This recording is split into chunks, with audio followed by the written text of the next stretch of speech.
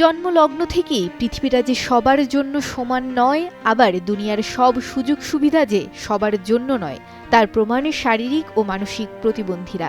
একজন সুস্থ স্বাভাবিক মানুষ যেমন যা চান তা করতে পারেন, কিন্তু এই মানুষগুলো জরুরি কাজটি করতে লাগে সাদা ছড়ি, স্ট্রেচার, হুইলচেয়ার। আবার কারো পঞ্চ ইন্দ্রিয়ের অস্বাভাবিকতায় রয়ে যায় পিছিয়ে পড়াদের তালিকায়। এরকম মানুষদের জন্য পৃথিবীর অন্য দেশে বা শহরে রয়েছে বিশেষ সুযোগ সুবিধা। সেদিক দিয়ে চিন্তা করলে বাংলাদেশ নিশ্চয়ই থাকবে সবচেয়ে তলানিতে। এক ঢাকা শহরে যেখানে স্বাভাবিক মানুষ যথাযথ অধিকার পায় না, সেখানে প্রতিবন্ধীদের জন্য বিশেষ সুবিধা অকল্পনীয়। ফুটপাথে র্যাম্প নেই, বাসে ওঠার সুযোগ, স্কুলে বা কর্মক্ষেত্রের দরজাও বন্ধ। ইশারার ভাষায় কেউ কিছু বলতে চাইলেও তা বোঝার মানুষ হাতে গোনা। এই দেশের মানুষের কাছে আমাদের বাচ্চা যাতে সবার সাথে মিলেমিশে চলতে পারে, থাকতে পারে, এটাই আমাদের কাছে সবচেয়ে বড় পাওয়া। যখন তার মা বলে না ওর সাথে মিশবে না, ওর সাথে খেলবে না, ওদের বাসা যাবে না, তখন অনেক কষ্ট লাগে।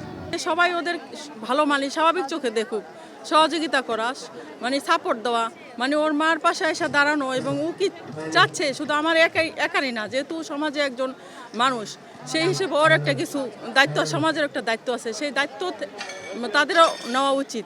সব সময় আমাদেরকে ফেস করতে হয় যে হ্যাঁ আপনি কিছু মনে করেন না ও প্রতিবন্ধী, আপনি কিছু মনে করবেন না ও প্রতিবন্ধী, এই কথাটা আমাদেরকে বলে বেড়াইতে হয়। আমি এখনো এক পাও ওকে ছাড়তে পারি না।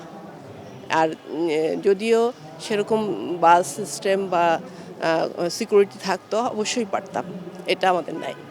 এমন বাস্তবতায় দেশে পালিত হচ্ছে জাতীয় প্রতিবন্ধী দিবস। এবারের স্লোগান প্রতিবন্ধিতা অন্তর্ভুক্তিমূলক সমাজ গড়ি, সামাজিক অগ্রগতি ত্বরান্বিত করি।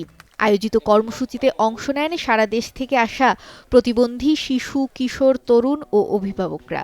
গানটার নাম বলছে যে সূর্যোদয় তুমি সূর্যাস্ত তুমি গানটা করেছি, গানটা করে ভালো লেগেছে গানটা করে। আমি বড় হয়ে চাকরি করব। এখনো মানুষের ভিতরে এখনো সচেতনতার অভাব রয়েছে। যদি এগুলা বৈষম্যটাকে আমরা দূর করতে চাই বা আমরা প্রতিবন্ধী ব্যক্তিদেরকে যদি আমরা এগিয়ে নিতে চাই, তাহলে অবশ্যই জনসচেতনতা বাড়াতে হবে।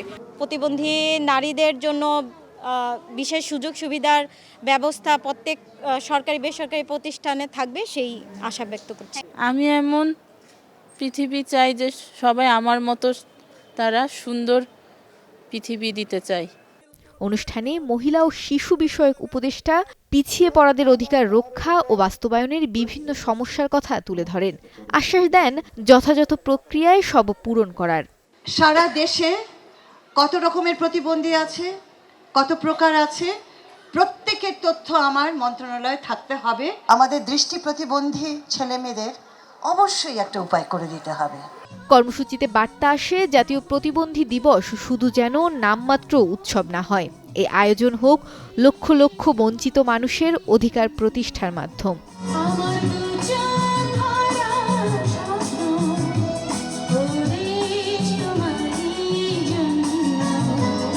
মৌমিতা মৌ, স্টার নিউজ, ঢাকা।